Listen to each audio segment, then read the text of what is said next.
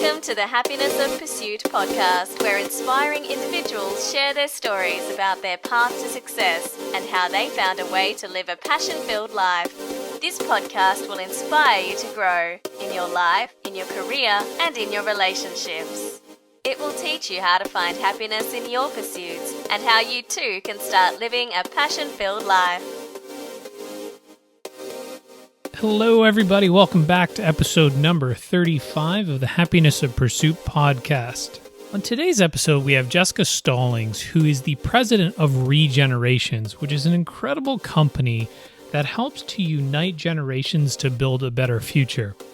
When her and I first connected, I was really amazed by the type of work that she's doing.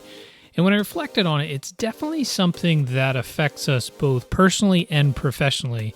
And that's the ability to communicate across generations. This is something that astounded me because I never thought of it and how big the impacts were, let alone how big the opportunity is to create a business in this space. In today's conversations, we go really deep about the importance of listening and education, and what I'm really amazed with is this is just another great example of somebody who found a passion and was able to take action and build a business and an amazing lifestyle around something they love doing. Hi, Jessica. How are you today? Hi, I'm great. How are you, Doug? Good. I am so excited we got to connect today. Oh my goodness, me too. Now, we had an opportunity to catch up, and I was so inspired by the work that you're doing. Do you mind sharing a brief intro on your business and the problems you help people solve? Oh, sure. My pleasure. So thank you for the opportunity to share first and foremost. I'm thrilled to share about my passion. A couple years ago, I started an organization called Regenerations. And so I'm out solving a problem that a lot of people don't even know exists. And that's generational conflict and miscommunication. Doug, when you look within the workforce, we've got about 60% of organizations that report intergenerational conflict. And a Forbes writer just in 2015 called it one of the top workplace disruptors. And so we're seeing that manifest through miscommunication, misunderstanding. It's hits on the bottom line. It's loss of knowledge transfer. And all of this is happening at a crucial moment during one of our most significant generational shifts. And so you hear a lot about in North America, we've got baby boomers who are retiring at the rate about 10,000 a day. We've got smaller generation X, often misunderstood and missing in the middle, and millennials poised to make up about half of the workplace by 2020. So we've got a time where we're not really understanding each other and communicating effectively during one of the most significant generational shifts in history. And what we're seeing behind and way beyond the numbers is that this shift represents a fundamental change in the nature of kind of how we interact with one another and what employment and employer relationships look like. And so this impacts every aspect of business from HR to culture to the bottom line.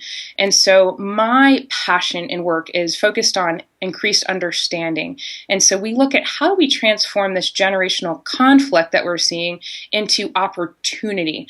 And I truly am convicted that it's one of the greatest opportunities we have to leverage the strength of an intergenerational workforce. One of the things I loved when we first connected, I can't remember if I shared this or not, but when we get together at Christmas, at the table, I'm the youngest of 8 kids in my family. So between my parents, I have a brother who's 25 years older than me, and then I have nieces and nephews who are, the generation below me. And we have almost 3 or 4 generations at our table. So the work you're doing, it was definitely something I connected with. And then in the, my professional career, I see so many times that people just struggle in business because they don't know how to communicate. Like they simply just don't get how each other works. And I absolutely love what you're doing. Oh, thank you. And, I love that you anchored into far beyond the workplace. This helps us with our families, with our interpersonal relationships. And something I'm really excited about is the opportunity we have as different generations to listen to one another. Are we taking time to ask about each other's stories? And how do we capture that and communicate it to new generations in a way that they can hear? And how do we get better and stronger with each new generation? And I do believe so much of that goes back to those those conversations around the holidays and as families are together. And so that's cool. That's a great opportunity to capture not only your family's legacy, but that's a part of your story as well. It's funny. Most of the conversation is my dad telling the kids, like my nieces and nephews, to put their phones away because they're not allowed to text at the table. Yes. NPR actually did a really cool thing over the holidays. They were encouraging these intergenerational conversations over the turkey and over a meal. And I think it was called the Great Thanksgiving Listen. And they provided an app so that if your dad was telling you a story, you could record it and it would be stored through this app and stored with the Library of Congress as a way to archive your dad's story. So in that case, you may have to have the phone out, but it's a cool way to capture and store and communicate this information to future generations. I am definitely miking the balance of our family get-togethers. Okay, there you go.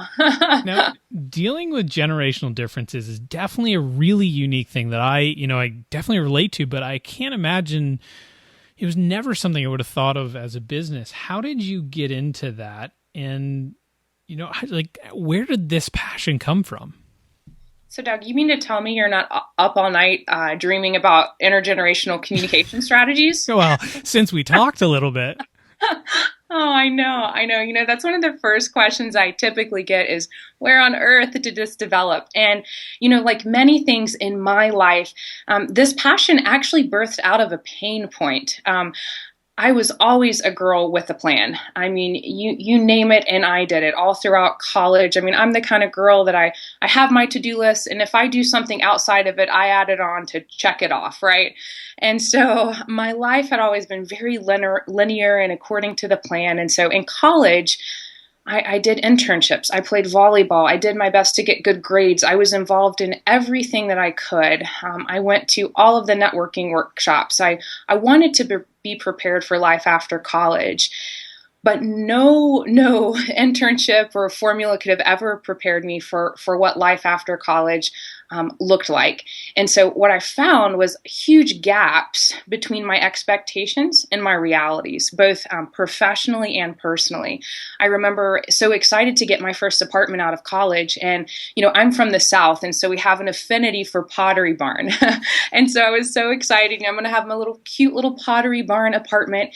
And then I realized with the stage of life I was in and the lack of money I had, I would be lucky if I was living in a barn. I remember that first paycheck coming in and so excited, but then I realized like a huge chunk of it is missing, and where is all my money going, right? And my first job, I showed up and Doug, I had no clue with all the preparation. When they say come at 8, do they mean like start at 8 or do I just arrive at 8? And do I call my boss by his first name or his last name? I remember I was about a month on the job and I had heard no feedback. I started out in radio news reporting and I was shocked by that. And you see, we're a generation who grew up with so much feedback. And so when I didn't hear any, I didn't know how to gauge my efforts. So was I the best reporter they'd ever hired, or my real fear, was I the worst? And so I remember thinking, I know who will know the answer to this. My dad. I'm going to text him. So then I didn't know if I could text at work. So next thing I know, I'm in the bathroom stall in my first job texting my dad my career-altering question. And I'll never forget what he said to me, Doug. He said, "No news is good news in the business world." And I was shocked by that. Like, what do you mean? And so my news finally came when I was in the recording studio. I was working with one of the most talented radio personalities I've ever met. He had a tremendous past, reported for the LA Times, had backup roles on Green Acres and Petticoat Junction, just phenomenal. And I thought, wow, I cannot believe I get to work right out of college with this man. And so Doug, I practice so much. I'm talking like reading my lines to my roommates, and I wanted to give my very best. And as we get into the studio, I had my headsets on, I'm leaned in, and I'm reading my lines like a champ. I'm about 3 lines in when he said to me, "Jessica, stop. You're awful." And I remember thinking, oh, by awful, do you mean full of awe. You see, I grew up in a generation that were told how special we are, that the sky's the limit. We were graded with purple pens because red may hurt our feelings.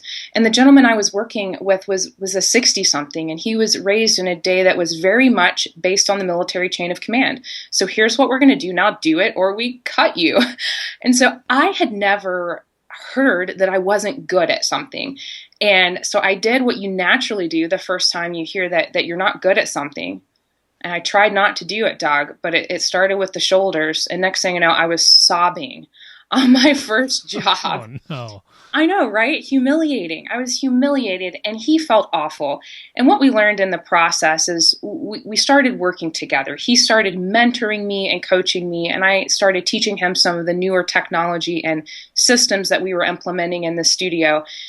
And I wish I could say that overnight that it was a huge success. It wasn't. It took us about 6 months, and it was a little bit on the nitty-gritty side because we were driving each other nuts. I think he thought I was very needy, and I thought, wow, that's kind of harsh, But I can tell you at the end of our journey together, I bucked up. I was ready for the working world. To this day, I call him Your Majesty, and he calls me Princess Jess for my once sheltered ways. But what came out of that, Doug, was an incredible mentoring and reverse mentoring situation. And that's what it's all about, is that often our surface level differences hinder us from reaching solid communication and understanding. And so my message is that our differences aren't bad. They're just different and can be leveraged to make us better and stronger. And I would argue that by the end of it, we were producing an incredible radio show. We regained life-work balance, and I gained one of the best mentors I've ever had. That is such an awesome story. And there's so many things that I'd love to dig into. And the first one, I think, which is a really common story that we hear, is how people follow this linear path. They got good grades, they went to school, they participated, they got a good job. And then it's all of a sudden they're like, this isn't what I wanted. I did what I'm supposed to do, but I don't feel fulfilled, or what I'm doing is not gratifying. Were there any aha moments where you decided, you know what, I'm going to take what I learned and start my own business? Yes, absolutely. I have always had such a wondersome spirit. I have always felt that there's something more, and I have so enjoyed my career history, and I'm incredibly grateful for it, for the people, for the experiences, and fully believe that it was supposed to be a part of this journey, and it's fully positioned me to do what I do today.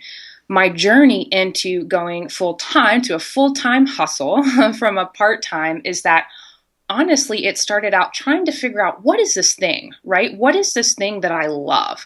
I know that as I was living out this post-college transition, I knew that there was something in there that was interesting. I didn't quite understand it at the time, but I knew that I was experiencing some things in my own life that kind of caught me off guard. And I started seeing it in my friend's life. And I started sharing a little bit, and I had a mentor back home. I was living in Colorado at the time, and my friends call me Jay, so feel free to call me Jay. She said, Jay, you just need to go do something with this. So she loaded me up a Starbucks card and shipped it out to Colorado. And she said, promise me this, that one night a week, you'll go and you'll just start researching and figuring out what it is in this thing that you like. And so I started researching, particularly about 20-somethings, and okay, this is interesting. There's some trends here with this life stage, which led into more research about generations and trends, and it told a story that made a lot of sense. And so that one Starbucks card and the one night a week grew into 2 nights, and grew into the weekends, and grew to become a passion that I cared a lot about, and started sharing to anyone who would listen. I mean, you talk about Rotary clubs, junior leagues, anyone who needed a speaker, I would volunteer to get out to share this message. And as a part of that process, I listened a lot. I listened to the needs, I listened to the pain points, and it helped me better craft and articulate the message. And so it took, honestly, about 7 years to fully understand what is my passion, what are my strengths, where does it meet a tangible world need. And so that was a huge discovery. And I wish I could say that I just took a leap. But I had a missing ingredient called courage, and I wanted to do it, but I kept waiting for everything to line up, for all the stars to align, when this happens or when that happens. And I went through a really challenging life event. A number of things were revealed that ultimately ended in the end of my marriage. And as those pieces fell apart, in learning to pick them back up and to process and to deal and to heal from what had happened, and to see that, wow, I followed all the rules. I did all the things that I thought I was supposed to do, and things fell apart. And so it caused me to really question my life. What am I doing? What am I called to do? How have I been gifted? And am I using that to make a difference in the world? And Doug, at my lowest low is when I found the most beautiful gift, and that's courage. And through that process, I found courage and confidence. And so my story has been one of struggle. And in the struggle, I have just seen extreme beauty, and my mindset shifted from, was so afraid of it not working. I was so afraid of failing. And what if this doesn't work? And in that process, my mindset shifted to, what if it does? What if it's successful? Do I have what it takes to lead this forward? And so I launched with confidence, and I launched taking calculated and thoughtful risk. And I can honestly say it has been the most joyful journey I've ever been on in my life. I'm so incredibly grateful for my past work experiences, and I've had several over the past 10 years, and I am so thrilled for them and thankful, and also for the people who invested in me. But I can tell you, when you wake up every morning doing what you love, it is just the coolest thing. I wondered going in, am I going to sleep in? And am I going to have the discipline to do what it takes? But Doug, I tell you what, I'm up earliest I've ever been up, because every day I'm blessed with an opportunity to live purposefully and meaningfully. And in a world where you look at stats, I think Gallup's State of the American Workplace comes out, and where 70% of Americans report feeling unhappy. Man, the good news is that it doesn't have to be that way. There's opportunities, and I genuinely believe our generation is uniquely positioned and has tremendous opportunity to find those areas where their passion and strengths and giftedness meets a world need, and to truly make a difference. First of all, thank you for being so vulnerable. I mean, that sharing something that intimate means a lot, both to me and I'm sure to the listeners, because I think they can contextualize a similar feeling, like that same fear. Like, so many people listen to this, they don't know how to take that next step. And, what you just outlined is pretty much the epitome of what I want this podcast to be. I want people to be inspired to take action, to go spend that hour a day doing some digging, and then see what it grows into. And it might be a 7 or a 10-year journey. It might be a 2-day journey. But the fact is, you took action, and it led down a path, and, you're now doing some amazing work that's not necessarily self-serving. Like, you want to make the world a better place. And I commend you for that. Yeah, I thank you. And I think that the key that I've learned, one among so many, because this journey is one of learning and listening and screwing up and trying again, is that you have to start. If there's something that you care about and want to try, it doesn't even have to be full-time. It could be part-time. It could be on the side. It could be a hobby. But the key is to start, to make that time, because I can testify that the miracles happen when you're in motion, not when you're just sitting and thinking and talking about it. And certainly that's a part of the process. But the moment you start moving is when you really start seeing results. That is such a great quote. That'll probably be on Instagram soon. Please, yes. Hashtag regenerations. Done. Thanks. One of my favorite questions to ask guests is, do you remember your first paying customer? Oh, I love that question. It really warms my heart. You see, I started in speaking. So my platform began in the speaking world. And so I'm not sure if you're aware, but we typically get paid in mugs. And pens? Yes, you name it, and I've got it. In fact, I was thinking about this today. I started out many years ago, and I was on a panel with all men. And I was thrilled as I saw them opening up their speaker gift because it was the book Good to Great. And I actually did not have a copy of that. And so as I opened my gift, as the only woman in the panel, it was a jar of honey and a wooden spoon. Like, I'm not joking. I had to add, I didn't even know, how do you even use a wooden spoon? I don't do a lot in the kitchen. And so I'm a girl who comes from a background of, we get paid in honey, apparently wooden spoons and mugs. And so I remember very vividly my first paid speaking gig, and I couldn't believe it. They called it a speaking honorarium. I didn't even know what that meant. And it was for $250, and I cried because I could not believe that someone would not only invite me in and give me the honor and responsibility of sharing a message, but that they would pay me to do it. It was phenomenal. The second really vivid memory I have is it was the first time someone paid to fly me to speak at an event. And I was just, I couldn't believe it. Like, wow, this is happening. And so I can honestly say, kind of 10 years of this and doing this full time, where I travel a ton now, I still feel that flutter, that excitement, and the humbleness and responsibility every time that a client calls or comes through my website. And so I'm just big on celebrating. I celebrate every time. I play a little, Pharrell Williams happy. I'm pretty happy about getting jobs, and gratitude is incredibly important to me. So I'm thankful for the one who's given me the opportunity and for clients.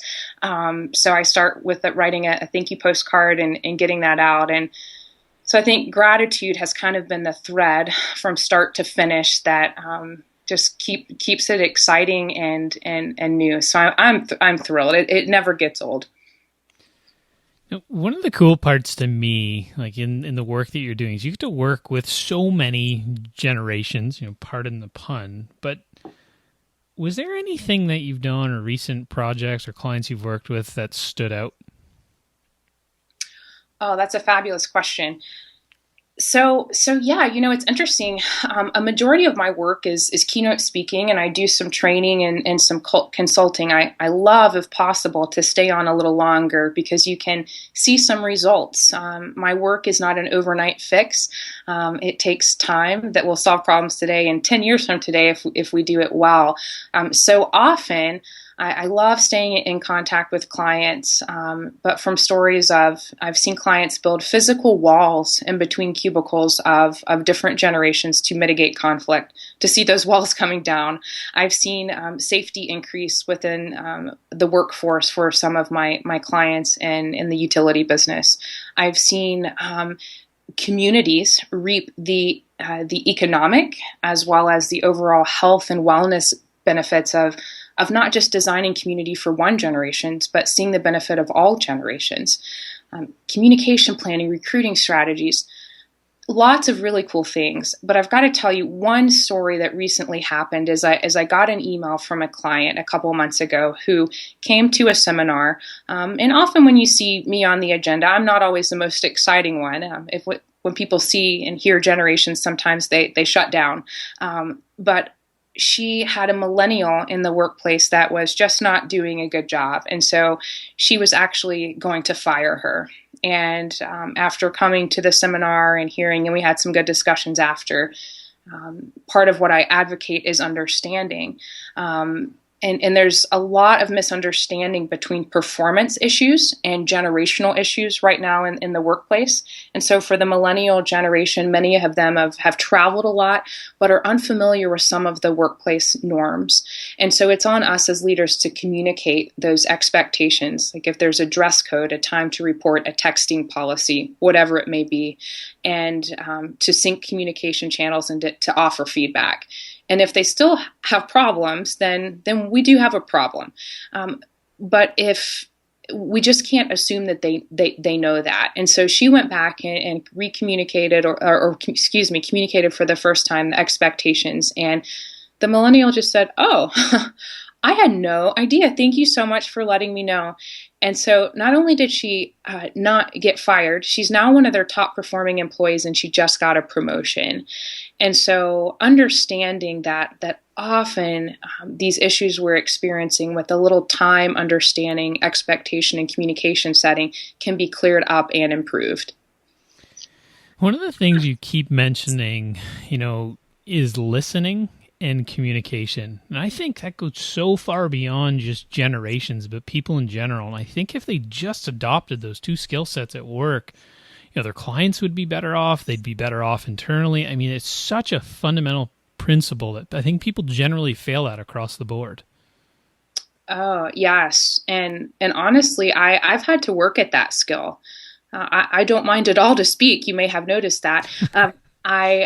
I've never been as strong at listening. And so it's a skill that I work very hard on because I continue to learn, man, the more you listen, the more you understand. The more you listen, the more you can solve problems. And, there's a quote out there about, we're giving two ears and one mouth for a reason. And I know I learned early on at a speaker training that I attended. A speaker came up to me and he said, I know you're going to be a great speaker. And I said, how do you know that? You've never heard me speak. And he said, I can tell because of how you listen. And so I think rekindling that, slowing down to listen deeply and intently to what people say can really help us understand and improve all communication. It was definitely something I struggled with, especially when you have an idea, you're in like one of those heated, exciting conversations, you want to get your idea out. It's tough. I mean, even interviewing like podcasts, there's so many times where, I want to hit on something specific, but I find you just got to be patient and let the person finish their thought. But it is definitely a struggle. Amen, my friend. We'll keep working on it though, right? Absolutely. When you decided to kind of make a leap into entrepreneurship, what were the reactions of those closest to you? I have been super blessed. I had so much support. I think because my journey was 10 years in the making, my friends and family celebrated with me. They said it was never a matter of if, but of when. And that was really cool. And I think, quite honestly, they were, speaking of talking, I think they were glad that I was done talking and actually I was ready to act. And so others have been supported too. I know that sometimes the work I do, I don't do the best job communicating what it is I do and how I help, and that's on me to improve. So not everyone fully gets it, but I have felt tremendous support. I just think there's something magnetic about people who are living their passion. And so I know that I feel the same way for others who I may not really understand that passion point or exactly what they're doing, but man, I cheer them on because I love to see people going after things that they love. So I've had tremendous support, and I'm very grateful for that. And the last thing I would say is that I've gained tremendous support from clients in this process as I've gotten out for those listening, just how your clients can help shape your business and help you improve. And if you're open for feedback, they can give some positive and some critique on ways to improve. And so that's been a great part of this journey for me, is meeting amazing people, connecting with them. And many of them are now my mentors and my friends. How did you find kind of the author/online entrepreneurial world? Well, interesting you asked that. I don't know that I even fully fit that. I started out trying to get more in that space.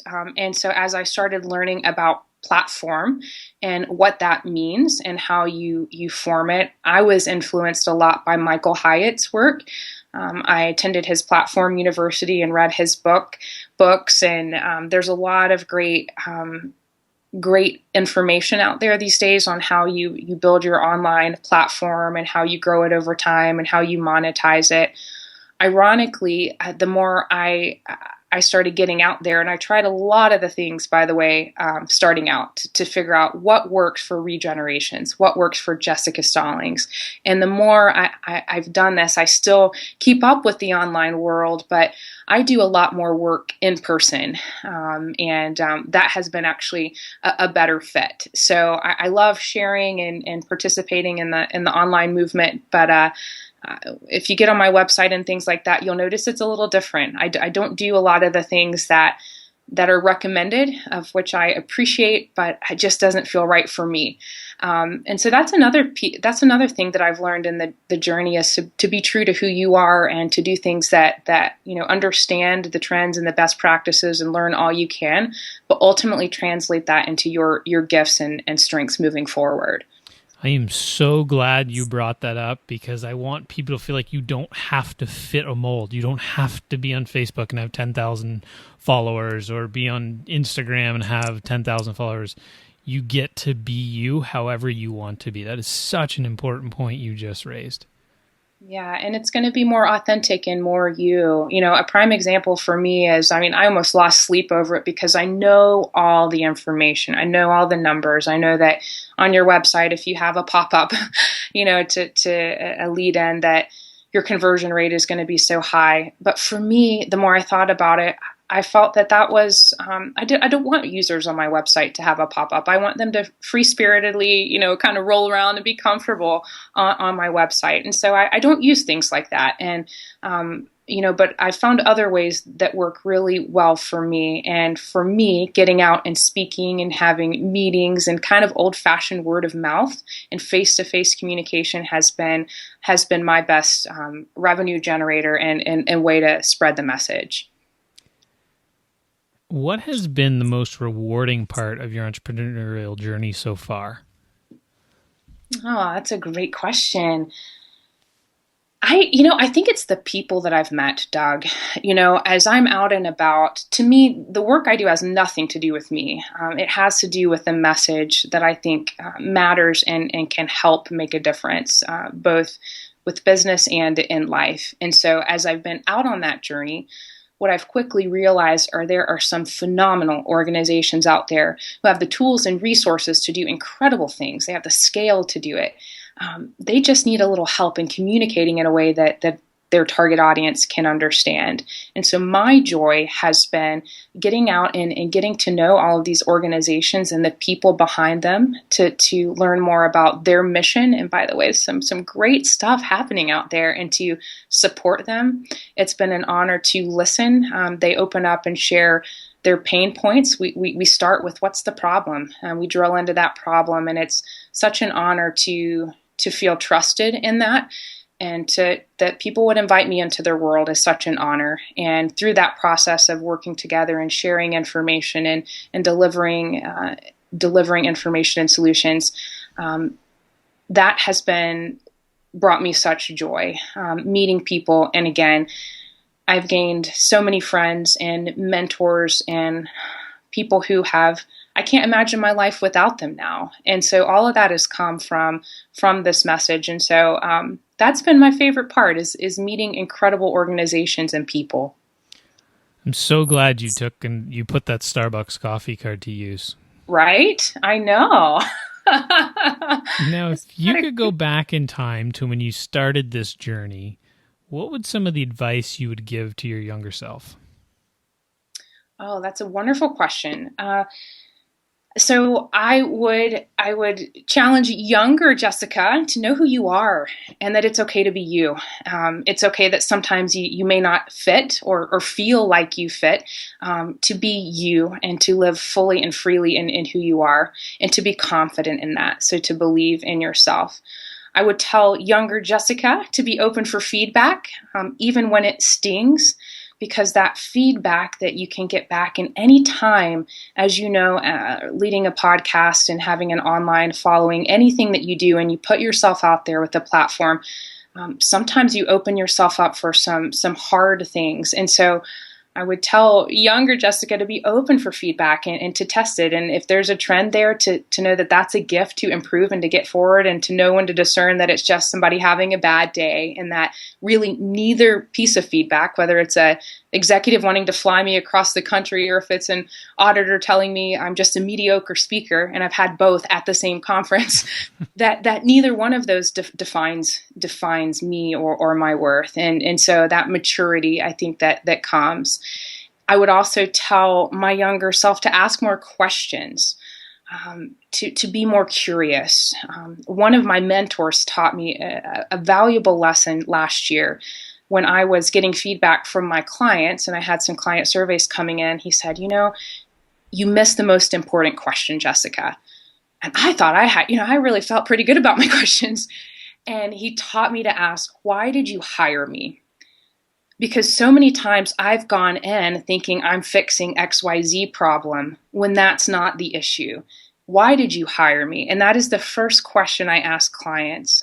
Why did you hire me? What problem do you need to fix? And starting with that has transformed the solutions that we're able to provide together. So I would say confidence, knowing who you are, being okay and owning who you are, being open for feedback, asking more questions, and you're going to fail. If you're not failing, then I would say you're probably not trying hard enough. And so to pick yourself back up and rock it again, because that's how you improve. There's so many genius words of wisdom in that explanation you just gave. Thank you so much. Yeah. Anytime. Before we get to the final question, where can people learn more about you and your business? Oh, yes, come follow the journey. I would love to regenerate and to grow that tribe together. So my website is regenerations.org, and that's re-generations with an s.org. When you get on my website, you'll learn a lot more about the programs. You can see ways to follow on social media. We're everywhere: Twitter, Facebook, Instagram, Snapchat, LinkedIn. You're also able to sign up for email lists. If you want, there's no pop-up, no pressure. And you can download the first chapter of my book, Regenerations, Why Connecting Generations Matters, and How to Do It. That book is on my website, or you can find it directly at regenerationsbook.com. Perfect. I'll make sure there's a link to those in the show notes as well.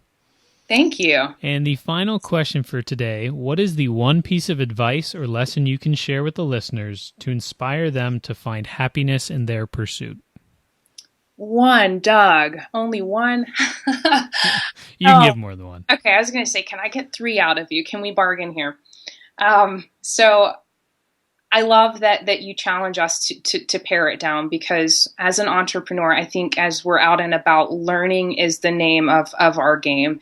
And I have a learning list it's 9 pages just from last year of lessons learned. I think the top that I would share to help others is to embrace the struggle. I hope you're hearing in my story that a common thread has been struggle. Had it not been for a post-college transition that was rough and I couldn't quite figure out how to navigate it, I never would have developed a passion for intergenerational connections. Had it not been through a challenging life disruption, I would not have ever, I don't know, honestly, that I would have found the courage to live it out and to actually go for it, and to have the maturity to handle some of the challenges that come from being an entrepreneur. So don't try and stifle or suppress the struggle, embrace it. The second is just to start. Again, have the ideas and the vision in those Starbucks moments where you're researching and you're learning. But I can tell you, you don't have to have it all figured out to step out. And while it's great to have vision and know your end game, you don't have to fully have it to start. So just go, soak up every experience. And again, know that those miracles happen while you're in motion. And the last piece of advice I would share is to surround yourself with others who are committed to your success. We're not meant to go at life alone. And sometimes the entrepreneur journey, if we're not careful, can be isolating and a little bit lonely. And I think we have to be intentional about surrounding ourselves with others, whether that is friends and family, whether it's a life coach, a counselor, a number of ways that can happen. For me, I have what I call a board of directors, a personal board of directors. These are people I invite to sit at my life table and to help me think through life decisions, business decisions, just from little to really big things. These are people who have diverse views. They're from different generation, backgrounds, experiences, race, ethnicity. I love the value of diversity. These are people who share values with me. I'm big on uniting on values because we can get to the same end result, but get there in very different ways. And so people who share your values are important. People who challenge you to soar like an eagle. I mean, people who inspire you to go higher, to learn more, to keep going. And people who just know you and they still love you. And so I've surrounded myself with people like that, and I'm incredibly blessed to have them sit at my table. And so my challenge for anyone listening is, who should sit at your table? Who should you invite into your journey? Whether you're an entrepreneur, you're making a transition, you have a side hustle, just in life, who should sit at your table? And to flip that, who should invite you to sit at theirs? Are you someone worthy of being at someone else's table? Life is short, and so I believe that we have tremendous opportunity to live fully, and as we're living, to learn, and at the end of the day, to share what we're learning to help others. Jessica, thank you so much. I mean, that is so inspirational and motivating and practical. I really appreciate you joining us today. Oh, thank you, Doug, so much for what you're doing and for your podcast. I love it. I appreciate your mission, and please keep me posted if I can help in any way, but I so appreciate what you're doing. Absolutely. Today's episode of the Happiness of Pursuit podcast is brought to you by the Platform Playbook. This is a free 7-day email course I've created to help you in your journey to either finding your dream job or starting your own business. In this free 7-day course, I'm going to show you the exact same steps I took to identify my passion, find my strengths, and craft a really unique value proposition that demonstrates the value I can provide to my employer and to my clients. I hope you enjoyed this episode and hope you take advantage of this free offer. Just go to douglasjfoley.com/platform playbook. Have a great week, everybody. Bye. Thank you for joining us today. Be sure to subscribe on iTunes and rate this show. You can find the show notes at www.douglasjfoley.com/podcast and on Instagram using the hashtag happinessofpursuit. Have a great week and enjoy the happiness of your pursuits.